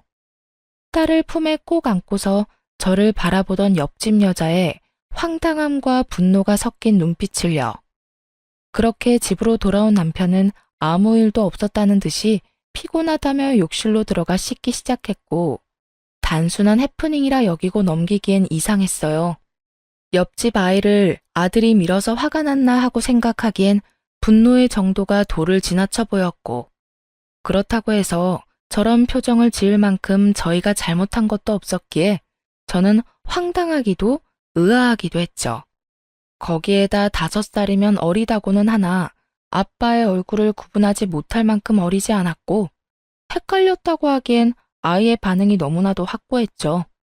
그렇게 제가 깊은 생각에 빠진 사이 남편이 씻고 나왔고 전 마땅히 남편에게 물을 말이 떠오르지 않더라고요. 그저 이상한 의문뿐인 상황에서 섣불리 말을 꺼냈다간 저만 이상한 사람으로 몰릴 것이 뻔했고 남편은 태연하게 로션까지 바르며 잘 준비하고 있었으니 집요하게 묻기가 좀 그랬어요. 그래서 전 왜인지 모르는 불길한 예감에 옆집을 살피기 시작했습니다. 다음날 부상 때문에 아들은 며칠 쉬는 기간을 가지기로 했고 전 옆집으로 찾아갔어요. 어제 상황도 그러했으니 무엇라 말하는지 듣고 싶었던 마음이 컸으니까요. 옆집 여자는 어제와는 달리 반가운 얼굴로 저를 맞으며 상황을 설명하기 시작하더군요. 어머, 언니 왔어? 어제는 많이 놀랐지. 나도 어제는 딸이 오니까 앞뒤 생각도 못하고 화가 나서 아무 말도 못했는데 진정이 되고 나니까 다 우리 잘못이더라고. 미안해. 우리 딸이 어제 아빠 온다고 온종일 기다렸거든. 그래서 현관문 앞에서 기다리고 있었던 거고. 그렇게 기다리고 있는데 엘리베이터 문이 열리고 성인 남자가 보이니까 제대로 보지도 않고 아빠라고 생각했는가 보더라고. 정말 미안해, 언니. 웃기게도 안심이 되더라고요. 그 순간 여자의 말을 정말로 믿었던 것인지 아니면 믿고 싶었던 것인지. 자세히 당시의 마음까지 기억나진 않지만 확실한 건 안심이란 걸 했다는 것이었어요. 아니야, 그럴 수 있지. 어제 많이 놀랐겠다.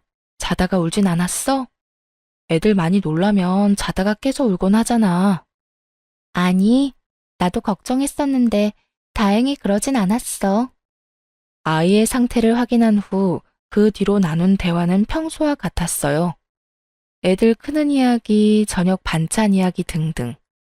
제가 경계를 늦추고 안심하며 대화를 이어나가는 순간 차량 입차를 알리는 알림이 울렸고 저는 자연스럽게 고개를 돌려 인터폰으로 시선이 향하게 되었어요. 언니, 그이 오나 보다. 그렇지 않아도 오늘 온다고는 했었는데 이렇게 일찍 올 줄은 몰랐네. 미안한데 다음에 또 이야기 나누면 안 될까? 오늘 중요하게 나눌 이야기가 있어서. 알겠어. 그럼 가볼게. 서둘러 신발을 신고 나오는 길. 저는 또 보고야 말았어요. 차량 입차 알림에 뜬 차량 번호가 남편의 차 번호와 같다는 것을요. 옆집에서 나오자마자 다리가 다 떨려오는데 이게 무슨 일인가 싶더라고요. 아니라고 하기엔 분명 남편의 차 번호였기에 저는 확인해야만 했죠. 그래서 전 복잡한 생각은 잠시 접어두고 몸을 숨겼어요. 남편의 차가 입차를 했으니 곧 남편이 여기로 올라올 테니까요. 저희 집 대문을 열었다가 들어가지는 않고 그대로 닫아버리고 최대한 조용하고 빠르게 비상용 계단으로 가 반층을 더 올라가 몸을 숨겼어요. 그 순간 내려가는 것이 더 빠르고 쉬웠을 텐데 왜 올라가는 길을 선택했는지는 아직도 의문이긴 하지만 결과적으론 하늘이 도운 결정이었죠. 제가 들어갔다고 생각했는지 조용하던 옆집 문이 열리는 소리와 함께 옆집 여자의 목소리가 들려오더라고요. 자기야. 그 여자 방금 집으로 갔어. 지금 바로 올라오면 돼. 여자의 말이 끝나는 타이밍에 맞춰 아래층에서 다다다 하는 발걸음 소리와 함께 계단을 올라온 남편. 두 눈마저 의심하게 되는 순간 남편이 빠르게 옆집으로 들어가 버리더군요. 저의 머릿속엔 옆집 여자의 말과 함께 그간의 사건들이 떠오르기 시작했어요. 1년 전에 다시 만났는데 함께 살지 고민스럽다던 옆집 여자. 남편의 손수건과 똑같이 생긴 손수건이. 서로 자기 아빠의 것이라고 우기며 싸우던 아이들. 그건 모두 남편에 대한 말이었고 남편의 것이었던 거죠. 그제야 이상한 것들이 대충 이해가 되며 마음속 깊이 화가 나기 시작하더군요. 차디찬 계단에 앉아 이대로 현장 급습이라도 해야 하나 얼마나 고민했는지 모릅니다. 당장이라도 들이닥쳐 두 연놈을 박살내버리고 싶은 심정이야 두말하면 입 아픈 상황이었지만 그대로 쉽게 박살만 내기엔 저의 화가 풀리지 않을 것만 같았어요. 무엇보다 끝낼 때 끝내더라도 두 사람의 관계에 대해 정확히 알고 싶었고 그래서 전 현장 급습은 다음으로 미루고 두 사람의 뒷조사를 하게 되었죠. 두 사람은 제 생각보다 더욱 오래된 사이더군요. 상간녀는 남편이 저와 맞선을 보기 한참 전부터 만나왔던 사이로 그 당시 남편의 집에선 상간녀를 반대했고 남편은 시댁의 등살에 못 이겨 저와 맞선을 보게 되었던 것이었어요. 저와 연인으로 지내던 2년 동안에도 상간녀를 만나왔고 상간녀와 잠시 헤어진 그때 저에게 청혼하고 결혼까지 하게 되었죠. 결혼 후에 두 사람은 다시 만나기 시작했고 그 만남을 지속하다 헤어지게 되었던 것이었어요. 그 뒤론 그 여자가 말한 그대로였어요. 남편과 헤어지고 난 후 상간녀는 임신 사실을 알게 되었고 혼자 아이를 키우다 다시 재회하게 된 것까지도요. 신혼 초 대면대면하던 모습은 상간녀에게 마음을 쏟고 있던 터라 그러했던 것이었고 최근 들어 늦었던 것은 상간녀와 재회를 한 후라 그러했던 것이었으며 자꾸만 늦은 남편에게 제가 섭섭함을 내비쳤을 땐 안 되겠다 싶어 내린 결정이 상간녀와 딸의 보금자리를 옆집으로 옮기는 것이었겠죠. 바로 옆집이니 잠깐씩 들릴 수도 있으니 말이에요. 그런데 참 웃기지 않나요? 아직 어린 딸의 입은 어떻게 막을 생각이었을까요? 아니, 언제까지 숨길 수 있다고 생각했는지 참 그 속마음은 지금까지도 알 수가 없네요. 하여튼 두루뭉술했던 그간의 상황들이 딱 맞아떨어지며 전 계단에서보다 더 큰 분노에 휩싸이게 되었습니다. 도대체 저를 얼마나 우습게 봤으면 상간녀와 딸을 우리 집 옆에다 이사시킬 수 있는 것인지, 그 사랑이 얼마나 대단했으면 그 긴 세월 상간녀를 잊지 못하고 결국 다시 만나는 것인지. 이 모든 생각의 끝에서 제가 할 수 있는 건 그저 허탈한 웃음일 뿐이더군요. 그렇게 울고 웃기를 한참. 가까스로 정신을 차린 저는 친정에 전화해 모든 사실을 알렸어요. 많이 놀라실 것이 분명했지만 언젠가 아실 일이기도 했고 당장 아들을 맡길 곳이 마땅치 않았기에 어쩔 수 없는 선택이었죠. 부모님은 저의 소식에 운전을 한사코 말리시며 직접 오셔 아들을 데리고 가셨고 저의 복수는 그렇게 시작되었습니다. 제일 먼저 전 관리실에 전화해 남편의 차량을 다시 저희 집으로 옮겼어요. 그리고는 기다렸죠. 차량이 들어왔다고 알리는데 남편이 집으로 돌아오지 않는 날을요. 하지만 남편은 무슨 눈치라도 챈 것인지 매번 집으로 들어왔고 전 그 지루한 기다림 속에 재미를 찾기 위해 옆집을 드나들고 있었어요. 요즘 우리 아들 친정에 가 있거든? 그래서 그런지 요즘 다시 신혼으로 돌아간 기분인 거 있지? 아, 그래요? 응. 남편도 평소보다 더 다정해지기도 하고 스킨십도 많이 하기도 하고. 아니 글쎄 어제는 출근한다고 현관문 열다 말고 들어와서 뽀뽀까지 해주는 거 있지? 그랬구나. 저의 잊지도 않은 애정과 시에 상간녀의 입은 웃고 있었지만 눈은 저를 노려보고 있었고 그런 썩어 문드러지는 상간녀의 표정을 지켜보는 재미가 꽤 쏠쏠했어요.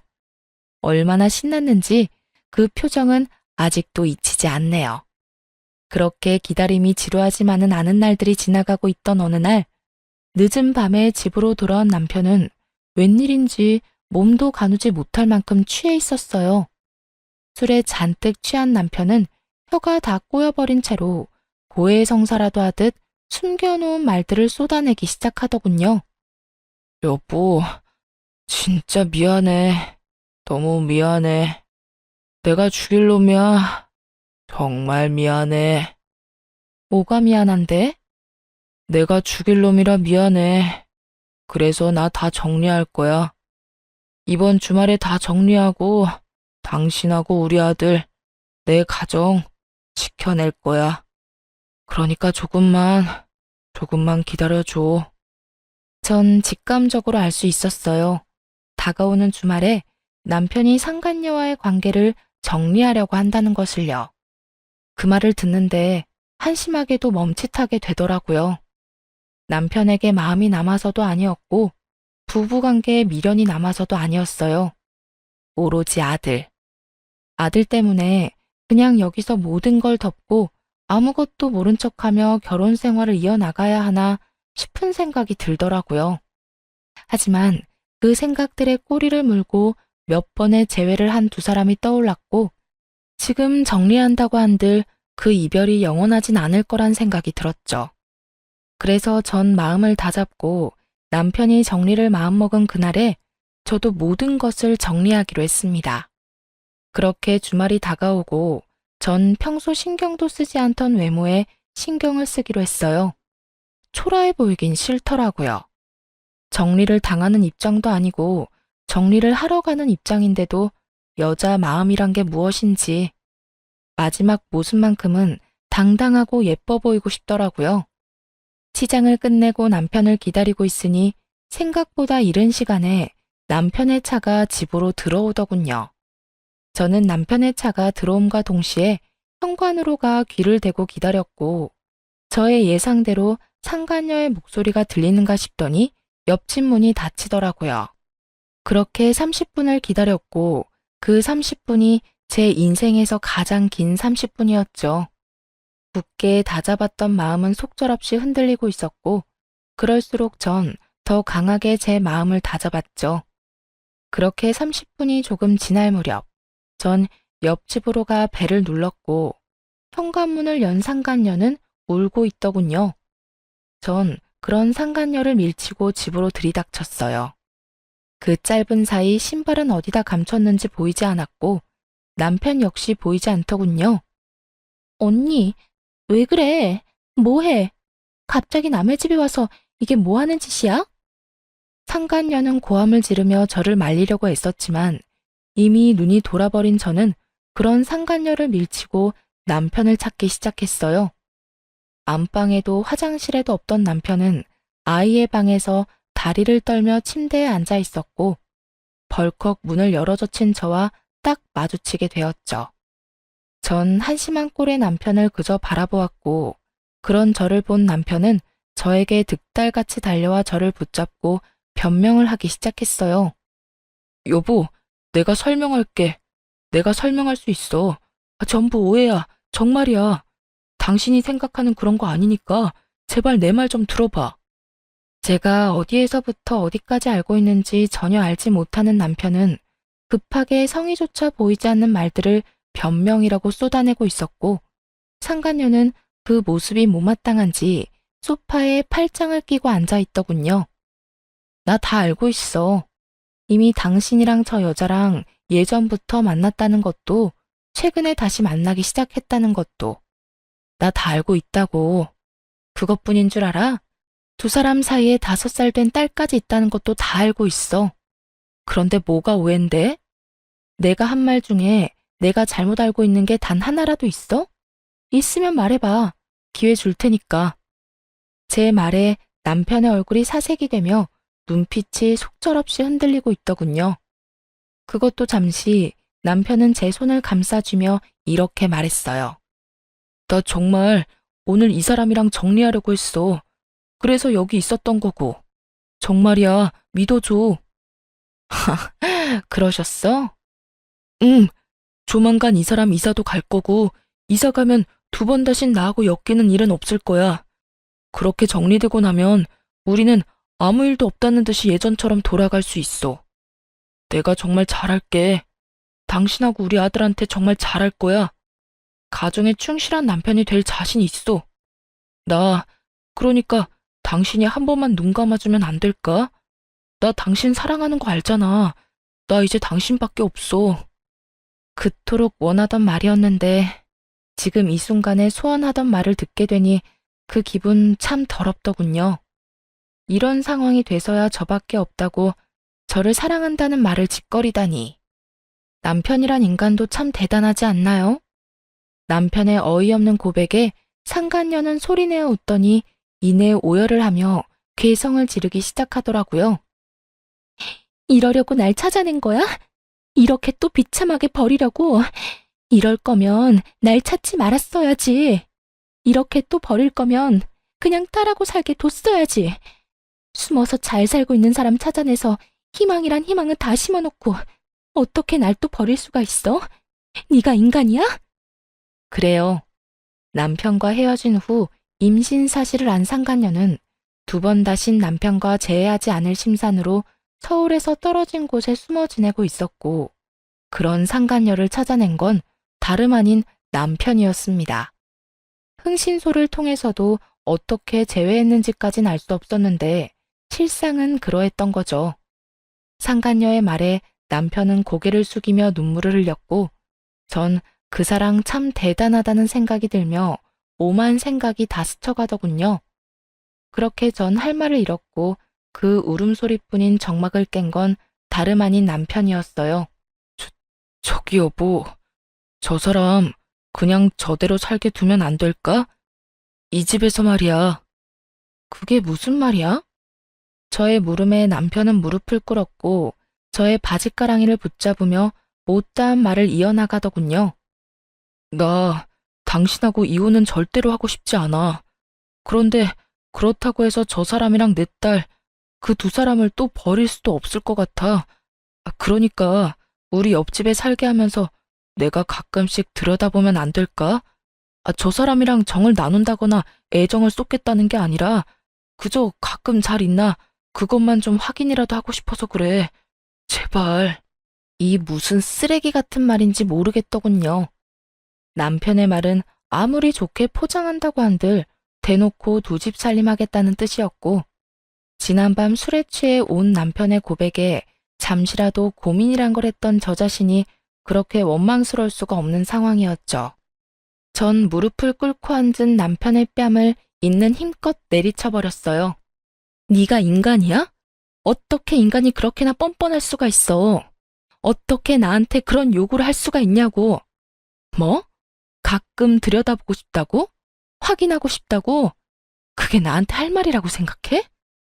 저의 행동에 남편은 말이 없었고 대신 상간녀가 그 앞을 막아서더군요. 차라리 날 때려. 이 사람은 죄 없으니까 날 때리라고.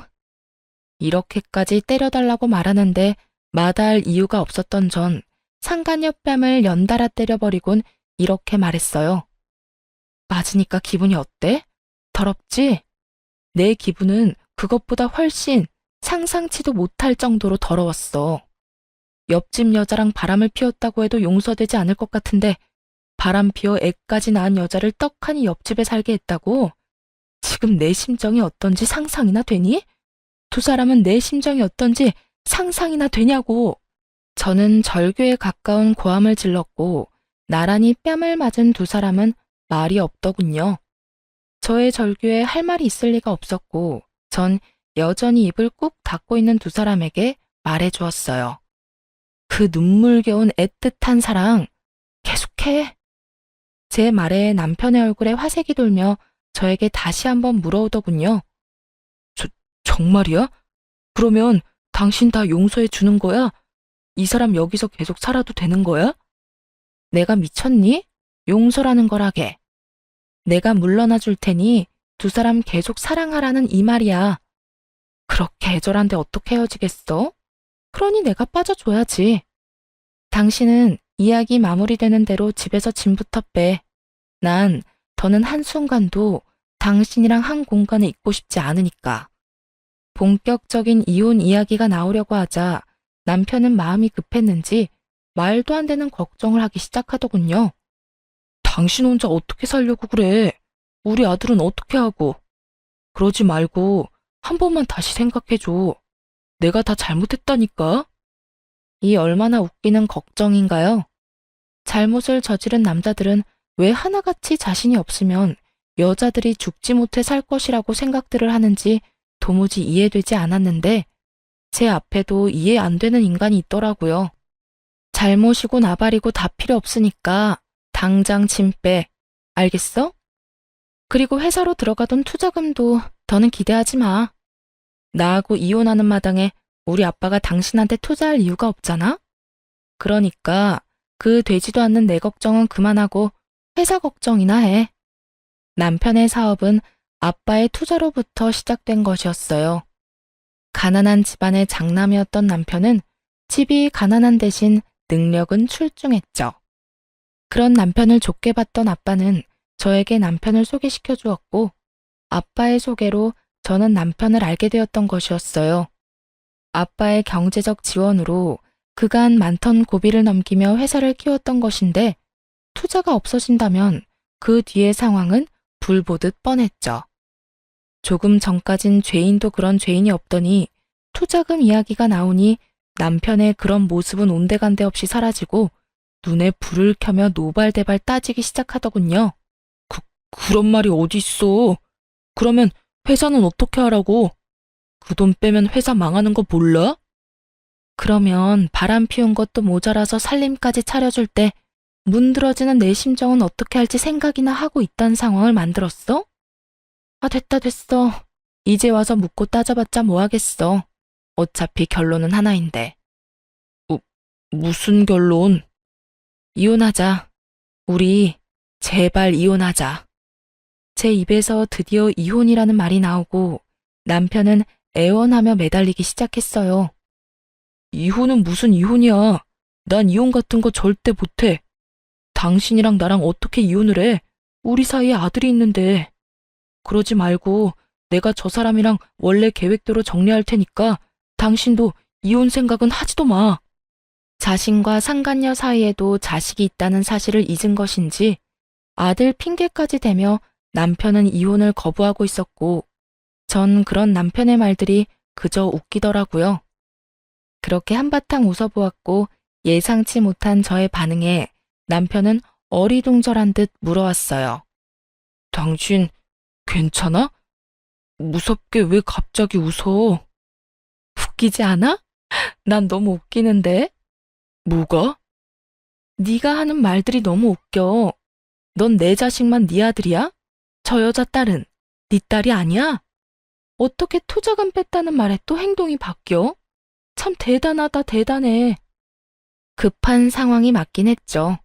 사업 확장은 그저 늦게 퇴근하기 위한 핑계가 아닌 실제로 일어나고 있는 일이었고, 그랬기에 남편의 사업장에 그 어느 때보다 아빠의 투자금이 절실할 때였으니까요.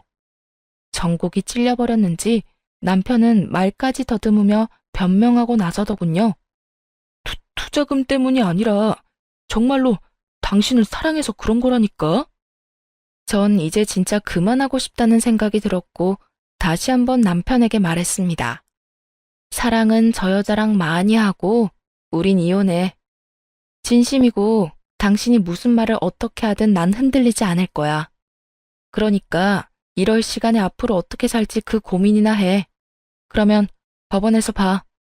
저는 이혼을 통보하고 나와버렸고 이혼 소송을 하게 되었어요. 전 생각보다 많은 재산 분할과 함께 두 사람분의 위자료를 받으며 이혼하게 되었고 전 남편의 회사는 제 예상보다 빨리 무너져 내렸어요. 돈이 많이 필요로 하던 시기에 전액 회수한 투자금이라 그 큰 돈을 메꾸려 사방팔방으로 다니며 애쓰는 듯 했지만 그런 노력에도 불구하고 결국 전 남편의 회사는 망해버렸죠. 남은 재산 역시 빚마금으로 다 날리고 말았다는 소식을 전해 들을 수 있었어요. 옆집은 이혼 소송이 진행되는 사이 빠르게 이사를 하였는데요. 그 두 사람이 어디로 떠나버렸는지에 대해선 궁금하지도 않았는데 전 시모가 참 친절하게도 전화까지 걸어 알려주더라고요. 너 여기 누가 와서 지내고 있는 줄은 아니? 제가 굳이 알아야 하나요? 당연히 알아야 하지. 네 남편이 여기 와 있는데 네가 알아야지 또 누가 알아야 한다는 말이니? 남편 아니라 전 남편이겠죠. 전 남편이니 굳이 알 필요도 없을 뿐더러 궁금하지도 않아요. 그렇게 야박하게 굴지 말고 내 말 좀 들어보렴. 요즘 내가 얼굴을 들고 다닐 수가 없다. 장가 잘 갔다고 온 동네에 소문이란 소문은 다 돌았는데 갑자기 저렇게 내세울 거 없는 여자랑 애까지 안고 와서 사는데 내가 얼굴을 들고 살 수 있겠니? 그래서요? 그래서요는 무슨 그래서요야. 네가 다시 우리 아들 데리고 가야지. 저 여자랑 딸은 내가 어떻게 해서든 떼낼 테니까 네가 우리 아들 좀 다시 데리고 가라. 아들 혼자 올라가는 것보다 네가 내려와서 데리고 가는 게 여러모로 보기 좋지 않겠니?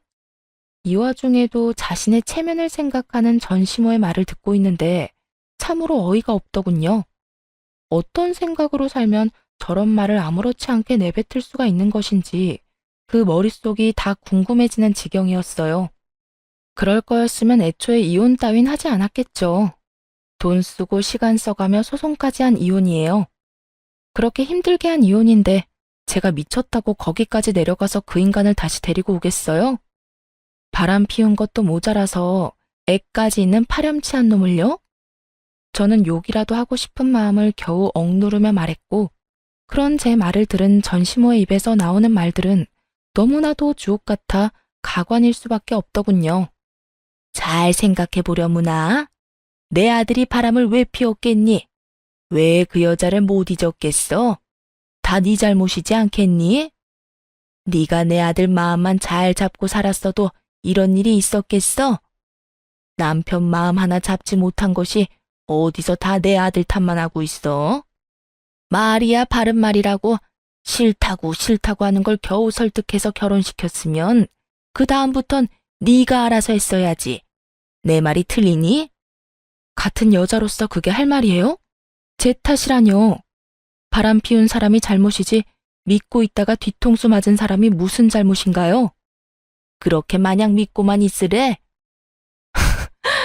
기가 막혀서 진짜 궁금해서 물어보는 건데 그렇게 당당한 어머님은 아버님이 옛 여자랑 다시 만나서 애까지 낳고 옆집에서 두 집 살림한다고 하면 그저 참고 살 수 있어요? 넌 무슨 그렇게 재수없는 말을 하니? 그러니까요. 나도 마찬가지예요. 본인도 못 참고 못할 일을 왜 나한테 요구하는지 모르겠는데요. 상상만 해도 재수없는 그 상황을 실제로 겪어냈는데 다시 잘 살아 볼 생각을 한다면 그건 내가 미친년이죠. 그렇지 않나요? 저기 그러지 말고 잘 생각해보거라. 내려오는 게 정 안 되면 굳이 내려오지 않아도 돼. 아니, 다 필요 없고 이혼했으니까 다신 연락하지 마세요. 연락받는 것도 오늘이 마지막이니까.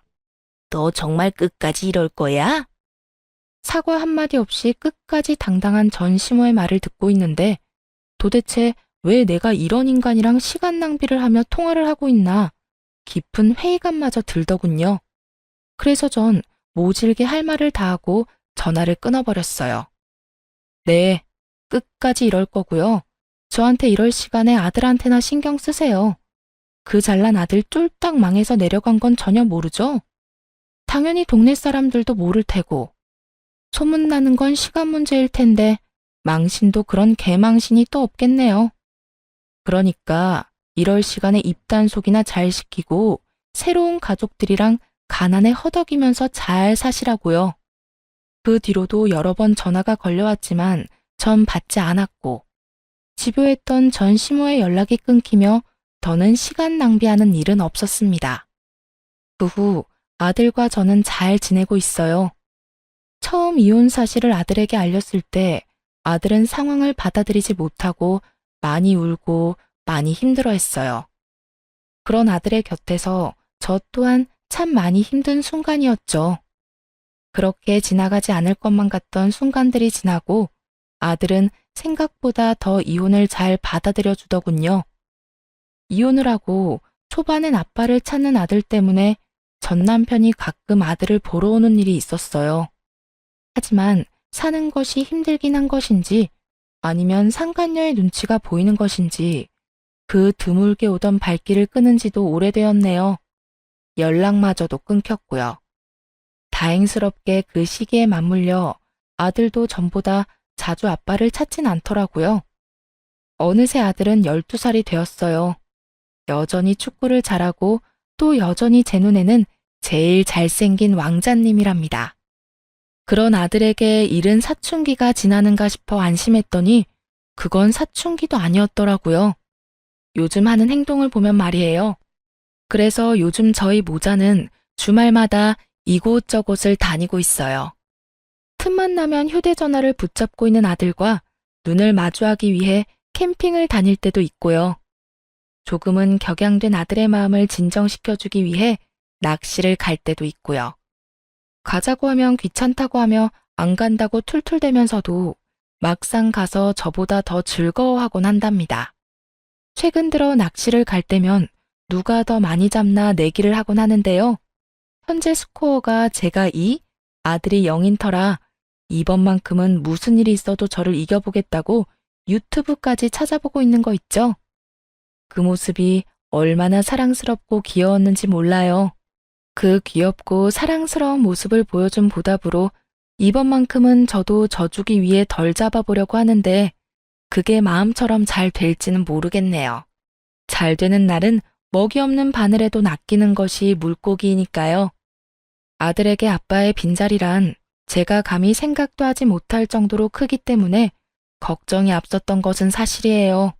하지만 그런 이유로 결혼 생활을 유지했다면 결국 저도 저지만 아들 역시 불행했을 테죠. 그래서 저는 결정을 내렸고 아들도 저도 생각보단 더 잘 이겨내고 있어요.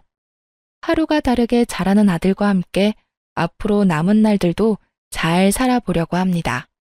다들 응원해 주실 거죠? 이로써 저의 긴 사연은 끝이 났습니다. 제 사연 들어주신 분들 감사합니다. 좋은 하루 되세요.